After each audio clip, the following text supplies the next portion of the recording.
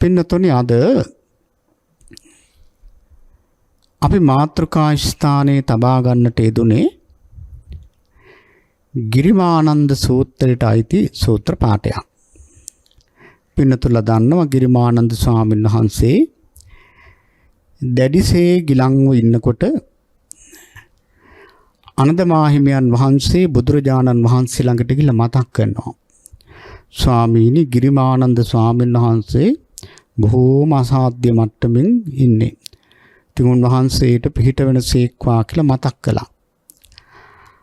අන්න ඒ වෙලාවේ බුදුරජාණන් වහන්සේ මේ දස සංඥාවන් අනද මාහිමියන් වහන්සේට කියා දීලා මේවා ගිරිමානන්ද ස්වාමීන් වහන්සේට ඇසෙන්නට සලස්වන්නට කියලා කිව්වා. ඒ විදිහටම සිද්ධ වුණා. මේ දස සංඥාවන් ශ්‍රවණය කරලා ගිරිමානන්ද ස්වාමීන් වහන්සේ සුවපත් භාවයට පත් වෙලා තියෙනවා. අපි මේ පිළිබඳවත් කරුණු පසුව පින්නතුලන්ට කියා දෙන්නට බලාපොරොත්තු වෙනවා. මේ දස සංඥාවන් මෙනෙහි කිරීම තුළින් කොහොමද අසනීප ලෙඩ සුව වෙන්නේ කියලා. එහෙමනම් මේ දස සංඥා කවුරුත් දන්නවා. අනිත්‍ය සංඥා, අනත්ත් සංඥා, අසුභ සංඥා, ආදීනව සංඥා, පහාන සංඥා, විරාග සංඥා, නිරෝධ සංඥා, සබ්බ ලෝකේ අනවිරත සංඥා, සබ්බ සංඛාරේසු අනිච්ච සංඥා, ආනාපාන සති.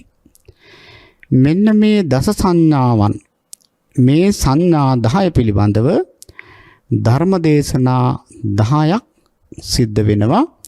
ඉතින් මේ 10ම ශ්‍රවණය කරන්නට අවස්ථාව ලැබුණොත් පින්නතුල්ලාට මේ දස සංඥාවන් පිළිබඳව හොඳ අවබෝධයක් ඇති කරගන්නට අවස්ථාව ලැබෙනවා. පින්නතුනි දැන් මේ අනිත්‍ය සංඥාව දැන් මේ මාතෘකා ස්ථානයේ තබාගත් මේ සූත්‍ර පාඨයෙන් කියවෙනවා පූර්ව කෘතයක්. ඒ මොකද්ද? අරඤ්‍ය ගතෝවා රුක්ක මූල ගතෝවා ශුඤ්ඤාගාර ගතෝවා. ඉතින් මේකෙන් අදහස් කරන්නේ මේ අනිත්‍ය සංඥාව පුරුදු කරන්න අරණ්‍යකටම යන්න කියන එක නෙවෙයි. ගහක් මුලටම යන්න කියන එක නෙවෙයි. ශුඤ්ඤාගාරයක් සොයාගෙන යන්න කියන එක නෙවෙයි. මෙතන පින්නතුනේ විශේෂයෙන්ම අදහස් කරන්නේ බුදුරජාණන් වහන්සේ විවේක ස්ථානයක් හොයාගන්න ඕන. ඕනෑම කර්මස්ථානයක් ප්‍රගුණ කරන්න පින්නතුනේ විවේකයේ තියෙන්න එපයි. දැන් භික්ෂුන් වහන්සේ නමකගේ මහානකම සාර්ථක කරගන්න විවේකයේ කියන එක අත්‍යවශ්‍යයි. ඒකනේ බුදුරජාණන් වහන්සේගේ කාලේ වැඩ හිටපු භික්ෂුන් වහන්සේලා ඈත වනාන්තර වලට ගිහිල්ලා පුදුම විවේකයක් භජනය කරලා තියෙන්නේ. මොකද මේ යථාර්ථය අවබෝධ කරගන්න කෙනෙකුට මේ විවේකය ඒ සැනසෙල්ල අවශ්‍යයි. එහෙම නැතුව පින්නතුනේ මහා කම්මාරාමයක් හැම වෙලෙම වැඩ කර ඒ වැඩේට මැබ්බැහි වෙලා ඉන්න කෙනෙකුට භාවනාව හදාගන්න බෑ. විශේෂයෙන් මේ අනිත්‍ය සංඥාවැනි භාවනාවක් පුරුදු කරනවා නම් අනිවාර්යෙන් විවේක ස්ථානයක් තියෙන්න ඕනේ. ඒකයි මෙතන කිව්වේ. එහෙමනම් වැඩවලින් අයින් වෙලා විශේෂයෙන්ම බස්සාරාම කියන කතාවෙන් අයින් වෙලා ඒ වගේම නින්දට තියෙන ඇබ්බැහිය ඒ තීන මිද්ද නීවරණේ නැත්තම් ඒ නින්දට තියෙන ඇබ්බැහියෙන් අයින් වෙලා පිරිසත් සමග එකතු වෙලා එක රැළට ඉන්න තියෙන ඝන සංගණිකාවෙන් අයින් වෙලා නොයේක් බැඳි සංසංගාරාමාදී ඒ නොයේක් සම්බන්ධ වලින් විශේෂයෙන්ම ඒ සම්බන්ධ වලින් අයින් වෙලා ඒ වගේම පින්නතුනි ප්‍රපංච වලින් යම් තාක් මට්ටමකට තණ්හා දිට්ඨි මාන වලිමුත් අයින් වෙලා මේ වැඩේට බැස්සොත් තමයි මේ වැඩේ ටිකක් හොඳට සාර්ථක කරගන්න පුළුවන්. මේක වරදවා තේරුම් ගන්න එපා. තණ්හා දිට්ඨි මහාන නැති වුණා නම් ඉතින් නිවන් අවබෝධ කළානේ. මෙතන කිව්වේ පින්නතුනේ ඕලාරික හැටියට තියෙන ඔය මෝඩ විදිහට තියෙන ආශාවන් ඒවා ටිකක් තුනී කරගෙන ඉන්නට ඕන මේ වැඩේට බහින්න. ඉතින් එහෙමනම් මෙතන පින්නතුලා අදහස් කරගන්නට ඕන විවේක පරිසරයක් මේ භාවනාව සඳහා අත්‍යවශ්‍යයි. එහෙමනම් මේ සංඥා 10 දීම සංඥා කියන වචනේ කියවුණා.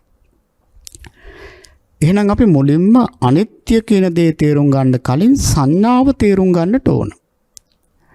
මොකද්ද මේ සංඥාව කියලා කියන්නේ? සංජානාතීතිකෝ භික්ඛවේ තස්මා සංඥාති උච්චති. සංඥාව කියලා කියන්නේ පින්නතුනි හඳුන ගන්නවා කියන එක. හඳුන ගන්නවා කියන අර්ථයෙන් තමයි සංඥාව කියලා කියන්නේ. මොනවද අපි හඳුනගන්නේ? ඇහෙන් රූප හඳුන ගන්නවා. කනෙන් ශබ්ද හඳුන ගන්නවා. නාසයෙන් ගඳ සුවඳ හඳුන ගන්නවා. දිවෙන් රස හඳුන ගන්නවා. කයෙන් පහස හඳුන ගන්නවා. සිතින් අරමුණුත් හඳුන ගන්නවා. ඒ විතරක් නෙවෙයි උසයි නම් උසයි කියලා හඳුන ගන්නවා. මිටි නම් මිටි කියලා හඳුන ගන්නවා. අම්මා හඳුන ගන්නවා. තාත්තා හඳුන ගන්නවා. බිරිඳ හඳුන ගන්නවා. රතු පාට හැටියට හඳුන ගන්නවා. මේ හඳුනා ගැනීම නැතුව ඉතින් අපිට ජීවත් වෙන්නත් බෑ. ඉතින් මෙන්න මේ හඳුනා ගැනීමට කියනවා සංඥාව කියලා. හැබැයි පින්නතුනේ පුතඥ සත්වයා මේ හඳුනා ගැනීම සිද්ධ කරන්න විපල්ලාස හැටියට. කියන්නේ හරි විදිහට හඳුනගන්නේ නැහැ. වැරදි විදිහටයි පුතඥයා මේක හඳුනගන්නේ. දැන් බලන්න. පුතඥයා හඳුනගන්නේ කොහොමද? අනිත්‍ය දේ නිට්ටය හැටියට. එහෙම නෙවෙයි හඳුනගන්නේ. දැන් බලන්න මේ ඇස් පන අපිට පේනවා අපිට මේ හැමදේම අනිත්‍ය වෙලා යනවා. නමුත් පුතඥයා හඳුනගන්නේ නිට්ටයයි කියලා. ඔන්න විපල්ලාසයක්. සංඥා විපල්ලාස. වැරදි විදිහටයි හඳුනගන්නේ. දුක් දේ හඳුනගන්නේ සැපයි කියලා. දැන් මේ සංසාරයේ දුකයිනේ. හැබැයි මේකට එන්නේ සැපයි කියලා හිතාගෙන. එතකොට බලන්න දුක් දේ සැප හටියට හඳුන ගන්නවා. මේ හඳුන ගැනීම නිවැරදි හඳුන ගැනීමක්ද? නෑ, මේක වැරදි හඳුන ගැනීමක්. ඊළඟට පින්නතුනේ අනාත්ම දේ ආත්ම හැටියටයි අපි හඳුනගන්නේ. අනාත්මය කියලා කියන්නේ මම මගේ කියලා වසඟේ පවත්තන්න බෑනේ මේක. ඒක අපට පැහැදිලි. නමුත් අපි කොච්චර පැල් බැඳගෙන මේක අනාත්මයි කියලා කිව්වත් ආත්ම හැටියටයි අපි මේක හඳුනගන්නේ. මොකද අනවරාග්‍ර ගමනේ අපි මේ හඳුන ගැනීම තමයි පුරුදු කරලා තියෙන්නේ. මේ සංඥාව. ඊළඟට පින්නතුනේ අසුබ දේ අපි සුබ හැටියටමයි ගන්නෙ. හඳුනගන්නේ එහෙම. දැන් බලන්න මේ අපේ ශරීර කෝඩුව මේක තනිකරම අසුචි බඳුනක් හා සමානයිනේ. නමුත් මෙච්චර පිළිකුල් දේ අපි සුබ හැටියට ගන්නෙ. දැන් මේ පටික්කුල මානසිකාරේ දෙතිස් කුණපේ මුලින්ම තියෙන්නේ කෙස්ලොම් නියදත් සම් මේ පහ. දැන් බලන්න මේවා පිළිකුල් දේවල්. නමුත් බලන්න අපි කෙස් කොච්චර සුබ විදියට ගන්නවද? ඊළඟට පින්නතුනේ ලොම් ඒත් එහෙමයි. දැන් බලන්න දත් ටික නියපොතු සම. දැන් මේ කොණ්ඩේ හොඳට වැවුනම කේස කල්යාණ කියලා තින් තෑගි බෝගත් හම්බ වෙනවනේ. ඒ සුබ වශයෙන් සලකලා නෙවෙයිද? සුබ වශයෙන් සලකලා. දත් ටික ලස්සනයි නම් දන්ත කල්යාණ කියලා ඒත් හම්බ වෙනවා තෑගි බෝග. බලන්න විපල්ලාසයක හැටි. ඊළඟට හැම ලස්සනයි නම් ඒත් හම්බ වෙනවා ත්‍රිවි කල්යාණ. එතකොට බලන්න මේ ලෝකයා මේක හඳුනගෙන තියෙන්නේ සුබ වශයෙන්. ඉතින් එහෙමනම් මෙන්න මේකට තමයි සංඥා විපල්ලාසය කියලා කියන්නේ. අන්න ඒකයි බුදුරජාණන් වහන්සේ මේ සංඥාව මිරිඟුවක් හැටියට දේශනා කළේ. දැන් පින්නතුල දන්නවනේ මිරිඟුවක තියෙන ස්වභාවය නේද? මිරිඟුවක තියෙන ස්වභාවය තමයි පින්නතුනි ඈතට පේනවා. හැබැයි ළඟට ගිහිල්ලා බලනකොට එහෙම දෙයක් නැහැ. දැන් අපි හිතමු උපමාවකින් බුදුරජාණන් වහන්සේ වදාරනවා ඔන්න මෝරැලක්. මේ මෝරැල කාන්තාරයක වතුර සොයාගෙන යනවා. ඈත පේනවා මේ මුවන්ට වතුර. අනේ ළඟට ගිහිල්ලා බලනකොට එතන වතුර නැහැ. තව ටිකක් ඉස්සරහා වතුර තියෙනවා. එතෙන්ට දුවගෙන යනවා. එතෙන්ට ගිහිල්ලා බලනකොට එතන වතුර නැහැ. තව ටිකක් ඉස්සරහාට වතුර පේනවා. ඉතින් එතෙන්ට ගිහිල්ලා බලනකොට එතනත් එහෙමයි. ඉතින් හරියට වෙහෙසිලා පිටිපස්ස හැරිලා බලනකොට මෙන්න පිටිපස්සේ වතුර තියෙනවා. ආයෙ දුවගෙන එනවා අර දුවගෙන ආව පැත්තටම. අනේ එතෙන්ට එනකොටත් එතනත් වතුර නැහැ. ඉතින් මේ විදිහට මේ සත්තු වෙහෙසිලා විනාශයටපත් වෙලා යනවා. අන්න ඒ වගේ තමයි අපිත් ඇත්තටම අපි මේ සංඥාවට අහු වෙලා කියලා කියන්නේ මිරිඟුවකට අහු වෙලා වගේ. මේ සංඥා විපල්ලාසයෙන් ඇත්ත දේ අපි ඇත්ත හැටියට හඳුනන්නේම නැහැ. ඒක තමයි පුතඥ කෙනෙකුගේ ස්වභාවය. හැබැයි සුතවත් ආර්ය ශ්‍රාවකයා නම් ඒක යම් තරමකින් හරි අනිවාර්යෙන් මේක තේරුම් ගන්නවා. එතකොට දැන් පින්නතුල්ලට තේරෙනව නේද? මේ සංඥාව කියන්නේ මොකද්ද? හඳුන ගන්නවා. එතකොට බලන්න දැන් අපි මේ සංඥාව ටිකක් පිරිසිදු කරගන්න ඕන. මේ හඳුනා ගැනීම. ඒ නිසා අපි මුලින්ම හොඳ සීලයක පිළිටන්න ඕන. නීවරණ ධර්ම ටිකක් යටපත් කරගන්නට ඕන. හිත සමාහිත කරගන්නට ඕන. මේ සංඥාව පිරිසුදු කරන්නට නම් සිහිය අත්‍යවශ්‍යයි. සිහිය නැතුව සංඥාව පිරිසුදු කරන්න බෑ. දැන් අපිට මේ බණ අහනකොට ඇත්ත නේනම් කියලා තේරෙනවා.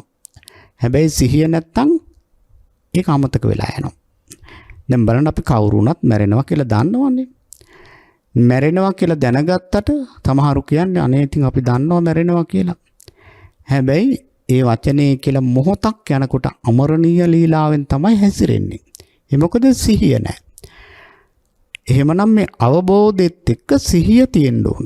ඒකයි අපි භාවනා කරන්නේ. සිහිය නැතුව මේ වැඩේ කරන්න පුළුවන් කමක් නැහැ. එතකොට ක්‍රමානුකූලව දැන් මේ සංඥාව හදාගෙන ඇවිල්ලා ඔන්න අනිත්‍ය සංඥාවට අපි මේ අනිත්‍ය සංඥාව ප්‍රගුණකරනද අපි මාර්ගයේ ටික ටික හදා ගන්නවා. එහෙමනම් දැන් සංඥාව කියන එක හරි හඳුන ගන්නවා. එතකොට පින්නතුනි අනිත්‍ය කියලා කියන්නේ මොකද්ද? අනිත්‍ය කියලා කියන්නේ නিত্য නොවන කියන එක නේද? අනිත්‍ය කියලා කියන්නේ වෙන දෙයක් නෙවෙයි, නিত্য නෑ කියන එක, නিত্য නොවන. තව විදිහකට කිව්වොත් වෙනස් වෙන. අනිත්‍ය කියලා කියන්නේ තවත් විදිහකට කිව්වොත් වෙනස් වෙන. මොනවද වෙනස් වෙන්නේ? ඇති වෙලා තියෙන දෙයක් තමයි වෙනස් වෙන්නේ. ඒක කොහොමද වෙනස් වෙන්නේ? නැති වෙලා යනවා. අන්නේ වෙනස් වීම හඳුනා ගැනීම තමයි අනිත්‍ය සංඥා කියලා කියන්නේ. එතකොට දැන් පින්නතුලට තේරෙනවා මෙන්න මේ වෙනස් වීම හඳුනා ගැනීම තමයි අනිත්‍ය සංඥාව කියලා කියන්නේ. එතකොට මේ වෙනස් වන දේ හඳුනා ගැනීමෙන් ලැබෙන ප්‍රයෝජන මොකක්ද? දැන් මේකේ ප්‍රයෝජනයක් තියෙන්න බෑ නේද? ඉතින් මොකද්ද ප්‍රයෝජනේ? ප්‍රයෝජනේ තමයි පින්නතුනි වෙනස් වෙන දේ වෙනස් වෙනවා කියලා දැනගත්තාම ඇලෙන්නේ නැහැ. දැන් වහවහාම වෙනස් වෙලා යන දෙයකට ඇලෙනවද කවුරුත් නැහැනේ. ඇලීම් ඇති කරගන්නේ නැහැ. ඇලෙනවා විතරක් නෙවෙයි ගැටීම් ඇති කරගන්නෙත් නැහැ. අනේ මේක ක්ෂණයක් පාසා වෙනස් වෙන දෙයක්, මේ මොහොතේ තියෙන දේ නෙවෙයි ඊළඟ මොහොතේ කියලා කෙනෙකුට අවබෝධයක් ඇති වුණොත් එයා ඇලීම් ගැටීම් ඇති කරගන්නවද? ඇලීම් ගැටීම් ඇති කරගන්නේ. ඇලීම් ගැටීම් කියලා කියන්නේ පින්නතුනේ නිවන් මාර්ගය අහුරන මහා බලවේගයක් නේද? එහෙනම් ඇලීම කියලා කියන්නේ අකුසලයක්, ගැටීම කියලා කියන්නේ අකුසලයක්. මේ ඇලීම් ගැටීම් දෙක නැති කරගන්න අනිත්‍ය සංඥාව බොහෝම වටිනවා. එතකොට මෙන්න මේ අනිත්‍ය සංඥාව මේක පින්නතුනේ කෙනෙකුට නිත්‍ය සංඥාවෙන්ම කාලාන්තරයක් පුරුදු කරලා ඉන්න මනසක් එකපාරම අනිත්‍යයි අනිත්‍යයි කියලා ටිකක් කටින් කිව්වට ඉතින් කියන වෙලාවට පුංචි අවබෝධයක් ඇති වුණාට ඒක ලෙහිසි වැඩකුත් නෙවෙයි. හැබැයි අමාරුත් නෑ. එහෙමනම් අපි ටිකක් ඕලාරික තැනකින් මේ අනිත්‍ය සංඥාව පටන් ගන්න ඕන. ප්‍රකට තැනකින්. ඕලාරික කිව්වේ ප්‍රකට තැනකින්. දැන් බලන්න අපි මේ සංස්කාර කියන දේවල් සංකාර කියලා කියන්නේ මේ හේතු ප්‍රත්‍යයන්ගෙන් සකස් වෙච්ච දේවල්නේ. එතකොට සංකතයක තියෙන ලක්ෂණ මොනවද? උප්පාදෝ පඤ්ඤායති වයෝ පඤ්ඤායති තිතස්ස අඤ්ඤතත්තම් පඤ්ඤායති. හට ගැනීමක් පේනවා, වෙනසීමක් පේනවා, පවතින කාලය තුලත් වෙනස් වෙමින් පැවතීමක් තියෙනවා. ඒතර පවතින කාලය තුලත් එහෙම නිශ්චලව තියන්නේ ඒ මොහොතත් වෙනස් වෙමින් පවතින්නේ. මේක තමයි සංකතයක ලක්ෂණ. එතකොට බලන්න දැන් සවිඥානික සංස්කාර හැටියට ගත්තොත් අතීතයේ හිටපු ආදිකල්පික මිනිස්සු දැන් නැහෙනි අනිත්‍ය වෙලා ගිහිල්ලා. ඒ වගේම දෙවියෝ බ්‍රහ්මයෝ තිරිසංගත සතුන් අනිත්‍ය වෙලා ගිහිල්ලා. ඒ කියන්නේ වෙනස් වෙලා ගිහිල්ලා ඒව නැහැ. දැන් මම මේ ඕලාරික තැනින් පටන් ගන්නේ. නැත්තම් ඇත්තටම අනිත්‍ය සංඥාව ප්‍රගුණ කරන්න තියෙන මේ පංචස්කන්ධය මුල් කරගෙන. නමුත් අපි ටිකක් ඕලාරික තැනකින් ප්‍රකට තැනකින් මේක ආරම්භ කළොත් බොහොම පහසුයි. ඒතර සම්බේ සංඛාරා අනිච්චා කියලා කිව්වහම සියලු සංස්කාර. එතකොට බලන්න අවිඥානික හැටියට ගත්තොත් ඔය ගෙවල් දොරවල් ඇඳුම් පැළඳුම් මිල මුදල් යාන වාහන හැමදේම බඩු මුට්ටු මේ හැම දෙයක්ම අනිත්‍ය වෙලා යනවා. ඒ විතරක් නෙවෙයි ගංගා ඇලදොල සියල්ලම. ඒ වගේම මහා පොළොව මහා මෙරු පර්වතය මහා සාගරයේ පවා යම් කිසි දවසක පින්නතුනි කපුරු පිච්චුවා වගේ විනාශ වෙලා යනවා. එතකොට බලන්න සබ්බේ සංඛාරා අනිච්චා සියලුම සංස්කාරයෝ අනිත්‍යයි. නේද? සත්‍ය සූර්යග්ගමන සූත්‍රයේ සඳහන් වන්නේ මේ ලෝක විනාශය වෙන විදිහ. ඒක තමයි අනිත්‍ය සංකතයක ලක්ෂණ. මේක හැමදාම පවතින්නේ නැහැ. ඊළඟට පින්නතුනේ අපේ ජීවිතය අපි ප්‍රථම යාමයේ, මධ්‍යම යාමයේ, පච්චම යාමයේ කියලා කොටස් තුනකට බෙදෙනවා. දැන් මම මේ ප්‍රකට දේවල් ටික මුලින්ම කියන්නේ. එතකොට අපේ ජීවිතය දැන් මේ ඇත්තන්ට තේරෙන විදිහටම කිව්වොත් ලදරු කාලය, තරුණ කාලය, මහලු කාලය වශයෙන් මේක කොටස් තුනකට බෙදනවා. එහෙම කොටස් තුනකට බෙදලා පින්නතුනි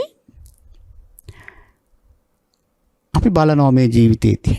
දැන් බලන්න ජීවිතේ පටම කාලේ නැත්නම් ලදරු කාලයේ තිබිච්ච සංස්කාර නාම රූප මධ්‍යම වයසට එනකොට අනිත්‍ය වෙලා ගිහලා වෙනස් වෙලා. පුංචි කලලයකින් ආරම්භ වෙන අපි මොන තරම් විපරිණාමයකටපත් වෙනවද නේද? ඒක තමයි අනිත්‍ය ලක්ෂණයේ ස්වභාවය. ඊළඟට මධ්‍යම වයසේ හිටපු ස්වභාවය පච්චම වයසට යනකොට පින්නතුණු වෙනස් වෙනවා. දැන් මධ්‍යම වයසේ තිබිච්ච සංස්කාර වයෝවෘද්ධ වෙනකොට නැති වෙලා යන ඕන අනිත්‍ය ලක්ෂණය. ඊළඟට පින්නතුණු අපේ මේ ජීවිතය අවුරුදු 100ක් කියලා හිතමු. ඉතින් මේක අපි අවුරුදු 5න් 5ට වෙන් කරනවා. මහේ ගොඩවල් අවුරුදු 100ක් දැම්මොත් 20ක් වෙනවා. දැන් බලන්න පළවෙනි අවුරුදු 5 තියෙන සංස්කාර නෙවෙයිනේ දෙවෙනි අවුරුදු 5ට එනකොට ඒවා වෙනස් වෙලා. දෙවෙනි අවුරුදු 5 තිබිච්ච සංස්කාර නෙවෙයිනේ තුන්වෙනි අවුරුද්දට එනකොට ඒවා වෙනස් වෙලා. එතකොට බලන්න මේ සංස්කාරයන්ගේ ස්වභාවය සබ්බේ සංඛාරා අනිච්චා. සියලු සංස්කාර අනිත්‍යයි. ඊළඟට පින්නතුනේ අපිට පුළුවන් මේ අවුරුදු 100ක් වෙන මේ ජීවිතය කොටස් 4 බෙදන්න. ඒතර 24ක් වෙනවා. පළවෙනි අවුරුදු 4 තිබිච්ච සංස්කාර දෙවෙනි අවුරුදු 4 වෙනකොට නෑ ඒව නෑ. ඒව ඉවරයි. ඇති වෙලා නැති වෙලා ගිහිල්ලා තියෙනවා. ඒක අපි පස්සේ පින්නතුරට පැහැදිලිව තේරලා දෙනවා. දැන් මේ ටික හොඳට හිතට ගන්න. ඊළඟට පින්නතුනේ මේ අවුරුදු 100ක් තියෙන ජීවිතේ අපි අවුරුදු 3න් 3ට බෙදෙනවා. එතකොට කොටස් 33ක් එනවා. පළවෙනි අවුරුදු 3 අපි ඒ තියෙන සංස්කාර දෙවෙනි අවුරුදු 3 වෙනකොට තියෙනවද? නෑ. දෙවෙනි අවුරුදු 3 වෙනකොට ඒවා නැති වෙලා යනවා. ඊළඟට පින්නතුනේ දෙවෙනි අවුරුදු 3 තියෙන සංස්කාර තුන්වෙනි අවුරුදු 3 වෙනකොට ඒවා වෙනස් වෙලා යනවා, අනිත් වෙලා යනවා. ඉතින් ඔය විදිහට දකින්න ඕන. ඊළඟට මේක අවුරුදු දෙකෙන් දෙකට බලන්න පුළුවන්, අවුරුද්දෙන් අවුරුද්දට බලන්න පුළුවන්. ඊළඟට ඍතු අවුරුද්දට ඍතු තුනක් තියෙනවා, හේමන්ත ගිම්ම වස්සාන කියලා. හේමන්ත ඍතුවේ තිබිච්ච සංස්කාර නෙවෙයි ගිම්මහන ඍතුවට යනකොට ඒවා වෙනස් වෙලා. අනිත්‍ය ස්වභාවය. ඊළඟට මේක මාසෙන් මාසෙ බලන්න පුළුවන්. සතියෙන් සතිය බලන්න පුළුවන්. නවන දිවෙන වෙනකොට. ඒ වගේම පින්නතුනේ දවසින් දවස, පැයෙන් පැය, විනාඩියෙන්, තප්පරෙන් තප්පරය බලන්න පුළුවන්. පළවෙනි තප්පරයේ තිබිච්ච සංස්කාර නෙවෙයි දෙවෙනි තප්පරයට යනකොට අනිත්‍ය වෙලා ගිහිල්ලා. ඒක තමයි ස්වභාවය. අර පහනක් දැල්වෙනකොට අපිට හිතින්නේ එකම පහන දැල්වෙනවා කියලා නේද? නමුත් නෑ පින්නතුනේ එකම පහන නෙවෙයිනේ. ඒ තෙල් පත්තු වී විනාශ වෙලා යනවා. ඒ අවශ්‍ය තැනට තෙල් බිඳුවක් එනවා. ඒ ටික පත්තු වෙලා විනාශ වෙලා යනවා. ඉතින් තාම ක්ෂණයකින්ම නැවත අලුත් තෙල් ටිකක් එනවා. ඒ ටික පත්තු වෙන ඒ ටික විනාශ වෙලා යනවා. ඉතින් අපිට හිතෙන්නේ මේ එකම පහන තමයි මේ දැල් වෙන්නේ කියලා. නෑ, ඒ පහන විනාශය කර අනිත්‍ය වෙලා යන්නේ. ඉතින් අපි මේ යථාර්ථය තේරුම් ගන්නට ඕන. ඉතින් එහෙමනම් මේ අනිත්‍ය ලක්ෂණය ඇත්තටම භාග්‍යවතුන් වහන්සේ මෙතන තෝරන්නේ රූපං අනිච්චං, වේදනා අනිච්චා, සංඛාරා අනිච්චා, විඥානං අනිච්චං. මේ පංච උපාදානස්කන්ධය මුල් කරගෙන තමයි භාග්‍යවතුන් වහන්සේ මේ අනිත්‍ය සංඥාව, මේ අනිත්‍ය ලක්ෂණය, මේ සංඥාව හැඳින ගැනීම පැහැදිලි කරන්නේ. එහෙනම් අපි පංචස්කන්ධය ගැන බොහෝම කෙටියෙන් තේරුම් ගන්න ඕන. පංච උපාදානස්කන්ධය කියන එක අපි කවුරුත් දන්නවනේ නේද? රූපස්කන්ධය කියන්නේ රුප්පතිතිකෝ භික්ඛවේ තස්මා රූපන්ති උච්චති. රූපය කියලා කියන්නේ කැඩිලා බිඳිලා විනාශ වෙලා යන නිසා තමයි රූපය කියලා කියන්නේ. සතර මහා ධාතුන්ගෙන් හටගත්ත දෙයක්. පඨවි ආපෝ තේජෝ වායෝ කියන සතර මහා ධාතුන්ගෙන් සකස් වෙච්ච දෙයක් තමයි රූපය. ඒතර මේ පඨවි කියන්නේ තද ගතියද? ගතිය නෙවෙයි, තද ස්වභාවය. ආපෝ වැగిරෙන ගතිය නෙවෙයි, වැగిරෙන ස්වභාවය. තේජෝ උණුසුම් ගතිය නෙවෙයි, ස්වභාවය. වායෝ මේ වායු ස්වභාවය. ඇත්තටම මේ ධාතු හතර ඇහැට පේන්නේ නැහැ. මේ සතර මහා ධාතුන් නිසා උපාදා රූප හට ගන්න ඔය තමයි පඨවි ආපෝ තේජෝ වායෝ කියන මේ සතර මහා ධාතුන් නිසා වන්න ගන්ධ රස ඕජා කියන මේ සුද්ධාෂ්ටකයයි ඕනම තැනක අන්තිමට තියෙන. එහෙමනම් පින්නතුනේ රූපය කියන එක දැනට නාමිකව හිතේ තියාගන්න, කැඳිලා බිඳිලා විනාශ වෙලා යන දේ තමයි රූපය. දැන් සමහර වෙලාවට අපි රූපය කියලා කියන්නේ අපිට මේ පේන්න තියෙන බාහිර දේවල් වලට නේද? බාහිර නොයෙක් ගස් කොළන්, එක එක පුජ්‍යලයෝ, නොයෙක් දේවල් ඒවා අපි රූප හැටියට සලකනවා. ඒ සම්මුතිනේ පින්නතුනේ. ඒ ප්‍රඥප්ති. අපි දැන් ගයක් කියලා ගත්තොත් අපි සම්මුතියක් හැටියට, ප්‍රඥප්තියක් හැටියට ගේ කියලා එක හඳුනා ගන්නවා. හැබැයි ඒ ගෙදර හදලා තියෙන gadol ටික ගලවලා පැත්තකට දැම්මොත්, ඒ වගේම වහලේ ගලවලා පරාල ටික පැත්තකට දාලා සෙවිලි ටික පැත්තකට දාලා වැලි gadol ඔක්කොම පැත්තකට දාලා ටයිල් ආදී සියලු දේවල් පැත්තකට දැම්මොත් අපි ඒකට ගයක් කියලා කියනවද? නැහැ. ඒක වෙන වෙන නම් වලින් කියනවා. පරාල, ලී, උළුවව්, gadol, වැලි ඔය ආදි වශයෙන්. තේ දේවලුත් පින්නතුනේ අන්තිමට අපට පුළුවන් නම් අඹරලා කුඩු කරලා දූවිලි බවට පත් කරොත් අර එක නමක්වත් නැහැ දූවිලි. ඒ දූවිලි ටිකෙත් මොනවද තියෙන්නේ? පඨවි ආපෝ තේජෝ වායෝ. අර තද ස්වභාවය, තද ගතිය නෙවෙයි, ගතිය කියලා අපි හිතන්නේ නැහැ. තද ස්වභාවය. මොකද මේ ඇහැට පේන්නේ නැහැ. ඊළඟට ඔය කියන ස්වභාව හතර. ඕක තමයි පින්නතුණු රූපය කියලා කියන්නේ. ඉතින් මේ වගේ සතර මහා ධාතුන්ගෙන් හටගත්ත දෙයට තමයි රූපය කියලා කියන්නේ. මොනවද හටගත්තේ? අර වන්න ගන්ධ රස ඕජා කියන මෙන්න මේ හතර. එහෙමනම් රූපය කියන එක දැන් ටිකක් පැහැදිලි. වේදනාව කියන්නේ වේදනාව කියලා කියන්නේ පින්නතුනි වේදයතිතිකෝ භික්කවේ තස්මා වේදනාති උච්චති. ඉතින් අතර මේ පංචස්කන්ධය බොහෝම කෙටියෙන් මම තෝරන්නේ. මොකද අපිට නැවත මේ අනිත්‍ය සංඥාවට එන්න ඕන. ඉතින් එහෙමනම් දැන් අපි පංචස්කන්ධය මුල් කරගෙන අනිත්‍ය සංඥාව දකින්නේ. එහෙමනම් පංචස්කන්ධය මේ වෙලාවේ සිහිපත් කරගන්න ඕන. රූප කියන එක හරි. වේදනාව කියලා කියන්නේ මොකක්ද? වේදනාව කියලා කියන්නේ විඳිනවා කියන්නේ. මොනවද අපි විඳින්නේ? සැප විඳිනවා, දුක් විඳිනවා, මධ්‍යස්ථ වේදනා විඳිනවා. ඒතර මේක තමයි වේදනාව කියලා කියන්නේ. මේකත් පින්නතුනි සනයක් පාසාම ඇති වෙනව නැති වෙනව. ඒක පස්සේ අපි තෝරන්න. දැනට පින්නතුල තේරුම් ගන්න වේදනාව කියන්නේ එතකොට විඳිනවා කියන එක. සංඥාව කියන එක අපි තේරුම් ගත්තා. හඳුන ගන්නවා කියන එකනේ සංඥාව කියන්නේ නේද? සංඥාව කියලා කියන්නේ හඳුන ගන්නවා කියන එක. සංඛාර කියලා කියන්නේ සංකතං අபிසංකරන්ති තිකෝ භික්කවේ තස්මා සංඛාරාති උච්චති. සංඛාර කියලා කියන්නේ සංකතේ විසින් අபிසංස්කරණය කරනවා. කියන්නේ සංකතේ විසින් නැවත සකස් කරලා දෙන රූපේ තව නැවත රූපයක් හදලා දෙනවා. වේදනාව නැවත වේදනාවක් හදලා දෙනවා. සංඥාව නැවත සංඥා හදලා දෙනවා. අபிසංස්කරණය කරනවා කියන්නේ අන්න ඒකයි. එතකොට පිළිදෙන සංඛාර කියලා කිව්වහම මේ චේතනාව මුල් කරගෙන තියෙන සියලුම චෛතසිකනේ. වේදනාවත් සංඥාවත් හැරුණාම ඊතර චෛතසික 50ම සංඛාර. දැන් බලන්න කුසල චේතනාව මුල් කරගෙන ලෝභයක් ඇති වුණත් ඒක සංඛාරයක්. ඊළඟට ද්වේෂයක් ඇති වුණත් ඒක සංඛාරයක්. චේතනාව මුල් කරගෙන සද්ධාව ඇති වුණත් සතිය ඇති වුණත් මේ සියල්ලම පින්නතුනේ සංඛාර. ඉතින් මේ සංඛාර කියන පදේ බොහොම සංකීර්ණ එකක්. පුඤ්ඤාවි සංඛාර, අපුඤ්ඤාවි සංඛාර, ආනිඤ්ඤාවි සංඛාර ආදී වශයෙන් තෝරනවා. ඊළඟට කාය සංඛාර, වචී සංඛාර, චිත්ත සංඛාර වශයෙන් තෝරනවා. ඊළඟට අවිඥානික, සවිඥානික ආදී වශයෙන් මේ සංඛාර පදය බොහෝ තැන්වල නොයේක් විදිහට තෝරලා තියෙනවා. ඉතින් එහෙමනම් දැනට පින්නතුලා තේරුම් ගන්න සංඛාර කියලා කිව්වේ මෙතන සංස්කාර ස්කන්ධය කියලා. චේතනාව මුල් කරගෙන තියෙන මේ චෛතසික ටික සංඛාර.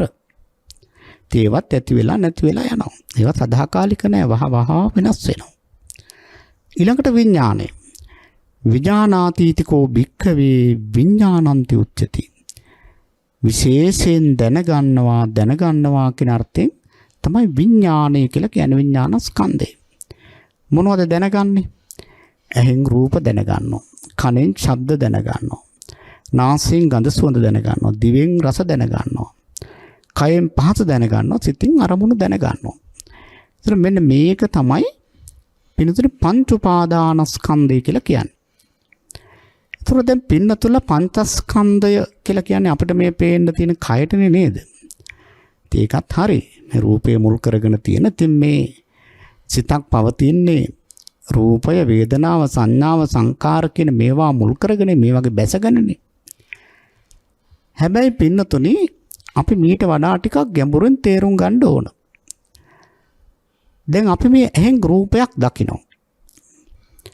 ඇහෙන් රූපයක් දකිනකොට ඒ දකින්නේ අපි ඇහැ කියන්නේ රූපයක්. රූපස්කන්ධයට අයිති කොටසක්. එතකොට බාහිරින් දකින්න දේවලුත් රූපයක්. ඒකනේ ගෝචර රූප කියලා කියන්නේ. ඒකට කියන රූපයක් දකින්න ඒකට කියන්නේ රූප කියලා. එතකොට බලන්න මේ රූපේ අපි දැක්කහම අපි ඒක දැකලා අපේ හිතට ඒක ගන්නවා. දැන් බලන්න පින්නතුන රූපයක් දැක්කහම එතන රූපස්කන්ධය දැන් රූපයකින් දැක්කේ රූපයක් අපි දැක්ක මොනවා හරි රූපයක්. ඒතර මේක රූපස්කන්ධය හැටියට ගන්න පුළුවන්. එතකොට පින්නතුනේ රූපේ දැක්කහම අපිට සැප වේදනාවක් හරි දුක් වේදනාවක් හරි මධ්‍යස්ථ වේදනාවක් හරි හට ගන්නවා. දැන් අපි කැමති රූපයක් නම් ඔන්න සුඛ වේදනාවක්. අකමැති රූපයක් නම් දුක් වේදනාවක්. මේ දෙකම නැත්තම් මධ්‍යස්ථ වේදනාවක්. දැන් මධ්‍යස්ථ වේදනාව හරියම සියුම්. සමහර හිතනවා මට එහෙම වේදනාවක් නැහැ කියලා. නෑ වේදනාවකින් තොරව මොහොතක්වත් ඉන්න බෑ අපට. එහෙම සැප වේදනාවක් දුක් වේදනාවක් ප්‍රකටව ලැබෙන්නේ නැත්නම් එතන තියෙන්නේම මධ්‍යස්ථ වේදනාව. එතකොට බලන්න මේ වේදනාවලදීත් පින්නතුනේ මොකද වෙන්නේ? සැප වේදනාවන් නම් ඉතින් රාගය, රාගානුසය. දුක් වේදනාවක් නම් පටිඝානුසය. මධ්‍යස්ථ වේදනාවක් නම් අවිජ්ජානුසය. ඉතින් මොනවා හරි කෙලෙස් තමයි ඇති වෙන්නේ. එතකොට බලන්න මේ වේදනාව. එතකොට දැන් අපි රූපයක් දකිනකොට ඔන්න ඒකෙන් වේදනාවක් වින්දා වේදනාස්කන්ධය ඇති වෙනවා. ඊට පස්සේ අපි හඳුනා ගන්නවා මේක මෙහෙම එකක් මලක්, මේක ගහක්, මේක අහවලා, මේ අම්මා, මේ තාත්තා. ඒ දැකපු දේ අපි හඳුනා ගන්නවා. එතකොට ඒක සංඥාස්කන්ධය. ඊළඟට පින්නතුනේ හඳුනාගත්ත දේ නිසා චේතනා පහල කරගෙන ඉතින් කුසල කර්ම සිද්ධ වෙනවා. අපි කැමති දෙයක් දැක්කනම් ලෝභ සහගත දෙයක් නම් ලෝභය ඇති වෙනවා. සංස්කාර. ඊළඟට අපි කුසල ආරම්මණයක් ස්වාමීන් වහන්සේ නමක් බණ කියනවා දැක්කනම් ඒක කුසල ආරම්මණයක් නේ සද්ධාව ඇති වෙනවා. ඒකත් සංස්කාර. එතකොට ඒක තමයි සංස්කාර ස්කන්ධය. එතකොට බලන්න අර රූපේ දැකීම තුළ වේදනාවක් එතන තිබුණා. හඳුනා ගැනීමක් එතන තිබුණා. ඒ නිසාම සංස්කාර පහළ වුණා. ඊළඟට පින්නතුනේ දැන් මේ රූපේ දකින්නේ මොකෙන්ද? විඥානය. ඇහැයි රූපයයි එකතු වුණා විඥානය ආදරයෙන් චක්කු විඥානය කියන්නේ. චක්කු විඥාණයෙන් තමයි මේක පරිපූර්ණ වෙන්නේ. එතකොට එතන විඥානස්කන්ධය. එතකොට බලන්න පින්නතුනේ අපි එක රූපයක් දකිනකොට එතන පංචස්කන්ධය පහළ වෙලා. ඒ රූපය දැකලා අපි ඒ ෂණෙහිම තව රූපයක් දකිනකොට අර පංචස්කන්ධයේ අභාවයට යනවන නැවත පංචස්කන්ධයක් හට ගන්නවා. ඕක තමයි අපි දැක ගන්න ඕනේ මේ රූපේ හට ගැනීමයි අත්ංගමයි අපි දැනගන්නට ඕනේ. එතකොට බලන්න පින්නතුනේ මේක මහා පුදුම දෙයක්. ඒතර පංචස්කන්ධයක තප්පරයකට කොච්චර ඇති වෙනවද? දැන් එක රූපයක් දැකලා ඒ රූපේ නිසා පංචස්කන්ධය ඇති වෙලා නැති. තව පංචස්කන්ධයක් හට ගන්නකොටම අරක නැති වෙලා යනවා. තව රූපයක් දකිනකොට මර පංචස්කන්ධය නැති වෙනවා. ආයෙ පංචස්කන්ධයක් හට ගන්නවා. ඉතින් ඇහෙන් විතරද ඕක වෙන්නේ? කනෙමුත් ඕක සිද්ධ වෙනවා. කනෙන් ශබ්දයක් අහනකොට ශබ්දය කියලා කියන්නේ ශබ්ද රූපේනේ. මොකද ගෝචර රූපවල ශබ්දේ රූපයක්. ඒතර එතන තියෙන රූපස්කන්ධේ. එතකොට ඒ ශබ්දේ නිසා වේදනාවක් ඇති වෙනවා. ඔන්න වේදනාස්කන්ධය. ඊළඟට පින්නතුනේ ඒ ශබ්දය අපි හඳුනා ගන්නවා. මෙන්න මේ හඬ අහවලාගේ හඬ නොයෙක් විදියට ඒක අපි හඳුනා ගන්න සංඥාස්කන්ධය. ඊළඟට බලන්න මේ ශබ්දේ නිසා සංස්කාරස්කන්ධය කුසල චේතනා පහළ වෙනවමයි. සංස්කාරස්කන්ධය අපි මේ ශබ්දේ දැනගන්නවා විඥානස්කන්ධය. එතකොට බලන්න පංචස්කන්ධය ඇති වෙන විදිහ. පින්නතුනේ හිතන්න එපා මේ පංචස්කන්ධ එක පිට එක නැත්තම් එකටම ඔක්කොම ඇති වෙනවා කියලා. දැන් අපි හිතමු යම් කිසි අපි රූප වාහින දිහා බලාගෙන ඉන්නවා. එතකොට ඒ රූපත් පේනවා, ශබ්දත් ඇහෙනවා. ඒ අතරතුරේ අපි මොනවා හරි කෑමක් කකා බිබී ඉන්නවා නම් ඒක දිවටත් දැනෙනවා. මේවා ෂණිකවම අපිට එකටම දැනෙනවා වගේ තමයි තේරෙන්නේ. හැබැයි පින්නතුනේ ධර්මානුකූලව විග්‍රහ කරනකොට දැනගන්නකොට අපි තේරුම් ගන්න ඕන මේවා එකට පහළ වෙන්නේ නැහැ. මේ වාගේ තියෙන වේගවත් භාවය නිසා තමයි අපට මේවා අර එකටම පහළ වෙනවා වගේ දැනෙන්නේ. අර ගිනි පෙල්ලක් අරගෙන මේ ගිනි පෙල්ල හයියෙන් කැරකුවොත් පින්නතන ගිනි බෝලයක් වගේ පේන්නේ නේද? නමුත් එතන ගිනි බෝලයක් නෑ, ගිනි පෙල්ලක් තියෙන්නේ. අන්න ඒ වගේ මේ වේගෙන් මේ භ්‍රමණය වීම නිසාම මේ වේගයෙන් ඇති වෙලා නැතිවීම නිසාම අපට මේක තේරෙන්නේ නැහැ. ඒ නිසා අපි මේක තේරුම් ගන්න ඕන. එතකොට බලන්න එක මොහොතක මේ පංචස්කන්ධය අනිත්‍ය වෙලා යන හැටි. එක මොහොතක පින්නතුනි රූපයක් දකින්නකොට පංචස්කන්ධ හට අරගෙන විනාශ වෙලා මොන තරම් ඡනිකෝ මේ සන බංගුරත්වයේ සිද්ධ වෙනවද? ඉතින් මෙන්න මේක තමයි පින්නතුනි ඇත්ත ඇතිසැටියෙන් දැකීම කියලා කියන්නේ. එහෙමනම් මේ අනිත්‍ය සංඥාව දකින්නවා කියලා කියන්නේ සුළුපටු දෙයක් නෙවෙයි. ඒක ඊටාම වටිනා දෙයක්. මොකද මේ தত্ত্বය අපට දැක ගන්න පුළුවන්කම ලැබුණොත් අපිට පින්නතුනි යථාර්ථේ කරා යන්න ඒක ලොකුම උපකාරයක්. ඉතින් ඔය විදිහටම පංචස්කන්ධේම අපට අනිත්‍ය වශයෙන් දකින්න බැරිද? දැන් වේදනාස්කන්ධය ගත්තාම රූපස්කන්ධේ වගේමයි වේදනාස්කන්ධය. දැන් බලන්න. සැප වේදනාවක් හටගෙන ඒ මොහොතේම දුක් වේදනාවක් හට ගන්නකොට අර මුලින් තිබ්බ සැප වේදනාව අනිත්‍ය වෙලා යනවා. ඊළඟට දුක් වේදනාවක් තියෙන වෙලාවේ උපේක්ෂා වේදනාවක් ඇති වුණොත් දුක් වේදනාව නැති වෙලා යනවා. ඒක සදාකාලික නෑ. හඳුන ගැනීමත් එහෙමයි. කොච්චර අනිත්‍ය වෙලා යනවද? එතකොට පින්නතුනේ මේ ලෝකයේ අනිත්‍යෙන්තරෝ එක මොහොතක්වත් තියනවද? එක මොහොතක්වත් නැහැ. දැන් බලන්න සංඥාව පින්නතුනේ දැන් අපි ඇහෙන් රූප හඳුන ගන්නවා. ඒකම ශබ්ද හඳුන ගන්නකොට රූප හඳුන ගැනීම අනිත්‍ය වෙලා යනවා. ඊළඟට ශබ්ද හඳුන ගන්නකොට ඊළඟට ශබ්දේ හඳුනගෙන ඉන්නකොට ඊළඟට අපි නාසයෙන් ගඳ සුවඳ හඳුන ගන්නකොට අර ශබ්ද හඳුන ගැනීම අනිත්‍ය වෙලා යනවා. එතකොට ඇති වෙනවා ඊළඟට පින්නතුනේ නැති වෙලා යනවා. ඕක තමයි ස්වභාවය. ඔය විදිහට පින්නසේ සංස්කාරත් එහෙමයි. සංස්කාරත් දැන් මේ එක වෙලාවකට එක චේතනාවක් මුල් කරගෙන ඕන තරහසිතක් පහළ වෙනවා. ඒකම සද්ධාසිතකුත් පහළ වෙන වෙනත් අරමුණක් නිසා. එතකොට බලන්න කොච්චර අනිත්‍ය වෙලා යනවද කියලා. එතකොට පින්නතුනේ මේ අනිත්‍ය ස්වභාවය යම් කෙනෙක් දකිනවා නම් ඒක තරම් වටිනා දෙයක් නෑ. මොකද මේ අනිත්‍ය ස්වභාවයේ දකිනකොට පින්නතුනි මෙන්න මේ සන බංගුරත්වයේ දකිනකොට කිසිම කෙනෙක් මේවට පින්නතුනි ඇලෙන්නේ නැහැ. ඒකනේ මේ අනිත්‍ය සංඥාව ප්‍රගුණ කරන්න පුළුවන් නම් ඒ තරම් වටිනා පින්කමක් නැහැ කියලා බුදුරජාණන් වහන්සේ දේශනා කරලා තින්නේ. අර වේලාම බ්‍රාහ්මණයාට. ඒ වේලාම බ්‍රාහ්මණයා කියලා කියන්නේ පුදුම විදිහට දන් දීපු කෙනෙක්. මේ බ්‍රාහ්මණයා පින්නතුනි බලන්න මේ බ්‍රාහ්මණයා හැම දෙයකින්ම 84000 ගාන දන් දුන්නා. රත්තරන් පාත්‍ර නම් 84000ක්. රිදී පාත්‍ර නම් 84000ක්. ඒ වගේ රිදී පුරවලා දෙන්නේ. ඊළඟට අස්වැයන් 84000ක්. ඇත්තු 84000ක්. ඉතින් මේ වගේ පින්නතුනි මාලිග 84000ක් මේ විදිහට. මේක මහා පුදුම දානයක්. ඉතින් බුදුරජාණන් වහන්සේ වදාරනවා මේ දානයට වඩා එක සෝවාන් පුජ්‍යලයකට දෙන දාණය වටිනවා.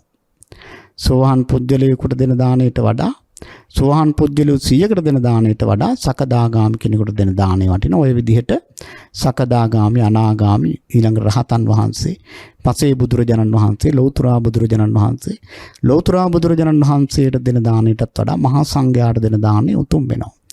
මහා සංඝයාට දෙන දාණයටත් වඩා පින්නතුනි ස්වාමින් වහන්සේලාට සිවුදුගින් හමන මහා වඩින මහා සංඝ රත්නයේට කුටි සේනාසනයක් පූජා කරන එක මහත්ඵල වෙනවා. කුටි සේනාසනයක් පූජා කරනවටත් වඩා හදවතින්ම බුද්ධ ධම්ම සංඝ කියන රත්නත්‍රයේ සරණ යනවා ඒක උතුම් කියනවා. බුද්ධ ධම්ම සංඝ කියන රත්නත්‍රයේ සරණ යනවටත් වඩා සරණ පිහිටලා සීලයක පිහිටනවා නම් ඒක ඊට වඩා හොඳයි කියනවා. ඊළඟට තිසරණේ පිහිටලා සිල් රකින්නටත් වඩා ඒක අසුරසොනක් ගහන මොහොතේ මෛත්‍රී වඩනවා නම් ඒක ඊට වඩා හොඳයි කියනවා.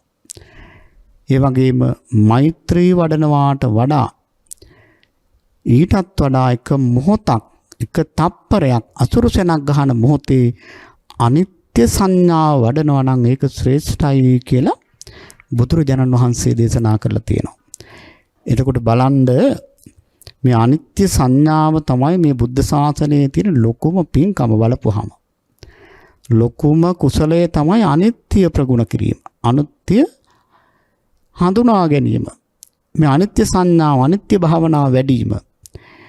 එතකොට බලන්න පින්නතුනි මේ අනිත්‍ය සංඥාව බහුල වශයෙන් වඩනකොට බුදුරජාණන් වහන්සේ දේශනා කරනවා කෙලෙස් පහක් ගැලවිලා යනවා. බලන්න මේ භාවනාව හොඳට වඩනකොට එකපාරම කෙලෙස් පහක් ගැලවිලා යනවා. මොනවද මේ කෙලෙස් පහ? කාම රාගය නැති වෙලා යනවා. රූප රාගය නැති වෙලා යනවා. භව රාගය නැති වෙලා යනවා. ඊළඟට අවිද්‍යාව නැති වෙලා යනවා. අස්මිමාන්‍ය නැති වෙලා යනවා. එතකොට බලන්න පින්නතුනේ එක භාවනාවකින් ක්ලේශ ධර්ම පහක් නැති වෙනවා. දැන් අපි දන්න විදිහට මෛත්‍රියෙන් නැති වෙන්නේ ද්වේෂය නැති කරගන්න ඕන නම් මෛත්‍රියෙන් ඒක නැති කරගන්න පුළුවන්. මෛත්‍රී වැඩි වීම තුළින් ද්වේෂය නැති වෙනවා. අසුබය වැඩි වීම තුළින් රාගය නැති වෙනවා. ඊළඟට ආනාපාන සතිය වැඩි වීම තුළින් වික්ෂිප්ත භාවය නැති වෙලා යනවා. නමුත් බලන්න පින්නතුනි අනිත්‍ය සංඥා වැඩි වීම තුළින් කාම රාගය මේ කාම භවයේ උපදින්න තියෙන ශක්තිය තින් නැති වෙලා හීන වෙලා යනවා. කාම රාගය නැති වෙනවා. රූප රාගයත් රූප ලෝකවල උපදින්න තියෙන කැමැත්තත් නැති වෙලා යනවා. භව රාගය කියලා කියන අරූප ලෝකවල උපදින්න තියෙන කැමැත්තත් නැති වෙලා යනවා. ඒ විතරක් නෙවෙයි මේ අනවරාග්‍ර ගමනට මූලික හේතුවක් වෙන අවිද්‍යාවත් නැති වෙනවා. මේ අනිත්‍ය සංඥාව ප්‍රගුණ කිරීම තුළින්. දැන් බලන්න පින්නතුනේ අපි ගමනක් යනවා. අපි කොහේ හරි යනකොට පින්නතුනේ ගමන අපි යන්නේ ගමනාන්තයේ දුකක් කියලා අපි දන්නේ නැති නිසා සැපක් කියලා හිතාගෙන යනවා. හැබැයි අපි දන්නේ නැහැ එතන දුකක් තියෙනවා කියලා. අන්නේ නොදන්න කම නිසා ඒ වගේ දෙයක් නේ අවිද්‍යාව කියන්නේ. ඉතින් සසර ගමන අපි මේ යන්නේ අපි යන මේ අනවරාග්‍ර ගමන ගැන අපට වැටහීමක් නැහැ, අවබෝධයක් නැහැ. එතකොට බලන්න මේ කියන අවිද්‍යාවත් නැති වෙනවා කියන්නේ මේ අනිත්‍ය සංඥාවට කොච්චර ප්‍රබල භාවනාවක්ද මේක. ඊළඟට අස්මිමාන්නේ මේ පංචස්කන්ධයට මම කියන හැඟීම දාගෙන ඉන්න මේ ස්වභාවය. ඉතින් මේ අස්මිමාන්නයත් නැති වෙලා යනවා. මේ දෘෂ්ටියත් නැති වෙලා යනවා. එතකොට බලන්න එක භාවනාවකින් කෙලෙස් පහයි. ඉතින් මෙච්චර වටිනා භාවනාවකට අපේ දෛනික ජීවිත තුළ අපි මේකට හොඳ අවස්ථාවක් දීලා තියනවාද? අපි කියන්නේ ඉතින් අපිට පළපුරුදු භාවනාවක් කොහේ කරගෙන යනවා, මෛත්‍රී ටිකක් කරනවා, බුද්ධානුස්සතිය වඩනවා. ඉතින් මම මේව අව탁සිරු කරනවා හැම නෙවෙයි. ඒවා තියෙන්න ඕන. හැබැයි පින්නතුනේ සියලුම භාවනාවන්ට වඩා මේ අනිත්‍ය සංඥාව ප්‍රගුණ කිරීම හරිම වටිනවා. ඒකේ වටිනාකම කියා නිම කරන්න බෑ. බුදුරජාණන් වහන්සේ ලස්සන උපමා තුනකින් සංයුත්ත නිකායේ කන්ද සංයුත්තේ සඳහන් වන මේ අනිත්‍ය සංඥා සූත්‍රයේදී පැහැදිලි කරලා තියෙනවා මේ කෙලෙස් ගැලවෙන හැටි. ලස්සන උපමා තුනක් උන්වහන්සේ දේශනා කරනවා. ඒ උපමා තුන තමයි පින්නතුනි දැන් බලන්න තථාගතයන් වහන්සේ වදාරනවා දැන් සරත් ඍතුවේ කියන්නේ හේමන්ත ඍතුවේ සීසාන ගොවියෝ හේමන්ත ඍතුවේ පින්නතුනි සීසාන ගොවියෝ ඉන්නවනේ. ඉතින් මේ ගොවියෝ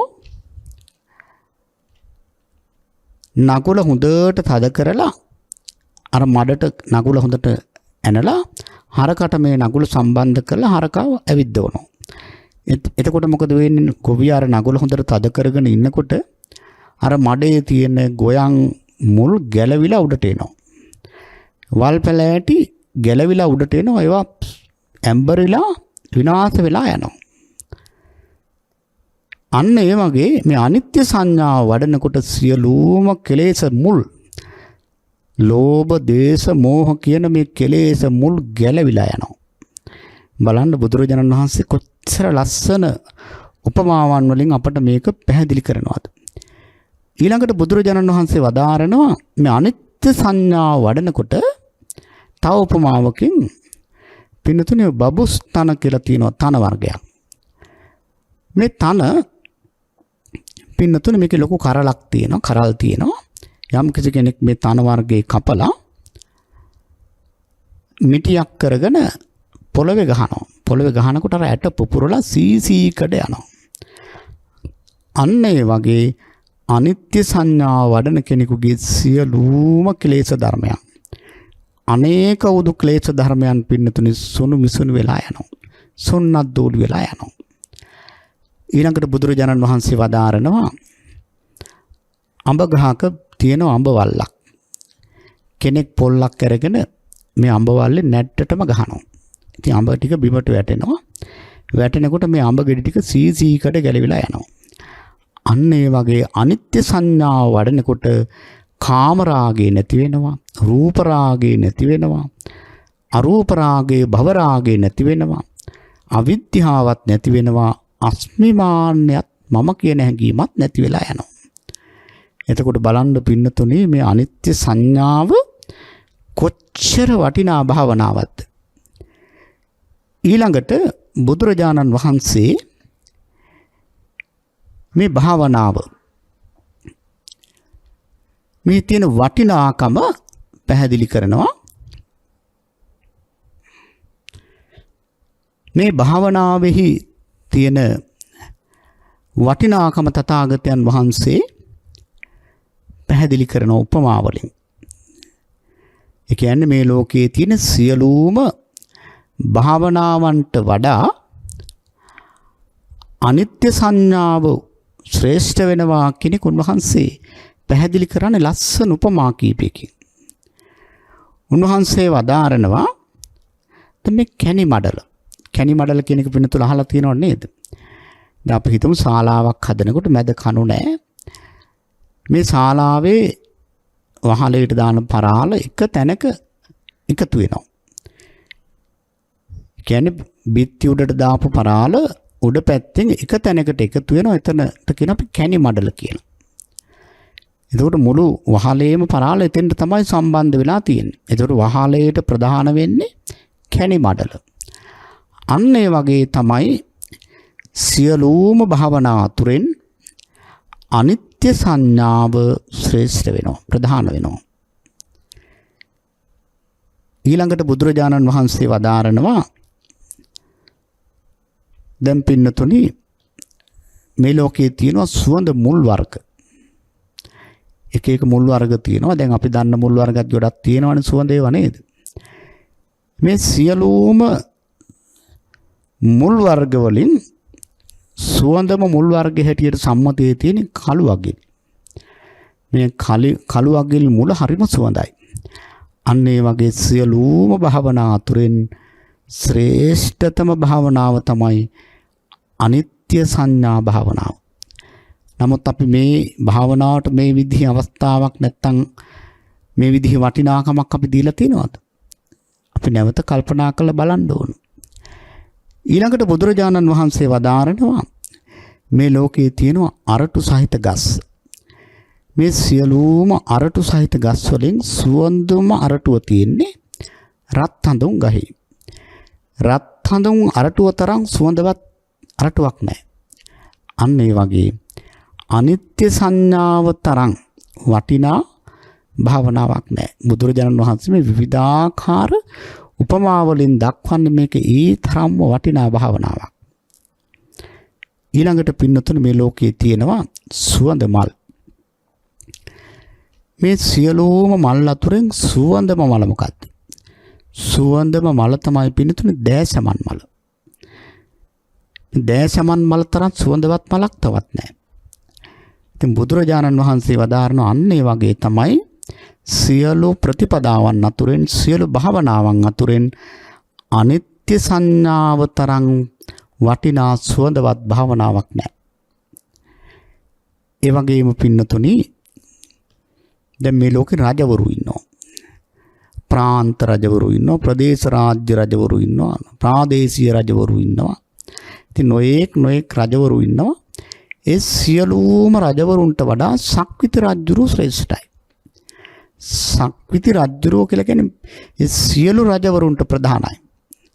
අන්න ඒ වගේ තමයි බලන්න මේ අනිත්‍ය සංඥාව කියලා කියන හරියට සක්විති රාජ්‍යය වගේ ඒ තරම්ම ශ්‍රේෂ්ඨයි, මහානුභාව සම්පන්නයි. පින්නතුනි මේ විදර්ශනා භාවනාව බුද්ධ ශාසනයක් තුළ විතරනේ ලැබෙන්නේ. දැන් සමත භාවනාව නම් අබුද්ධෝත්පාද කාලවල පවා තිබුණා. ඒකනේ ඔය සමත භාවනාව වඩලා නොයේක් බ්‍රහ්ම ලෝක වලට ගිය බ්‍රහ්මයෝ අය හිටියනේ. නමුත් විදර්ශනාව නැහැ. එහෙමනම් මේ විදර්ශනා භාවනාව තරම් ශ්‍රේෂ්ඨ භාවනාවක් තවත් නැහැ. ඊළඟට පින්නතුනේ බුදුරජාණන් වහන්සේ වදාරනවා දැන් මේ පොයදාට පායන සඳ තියෙනවනේ පුන් සඳ.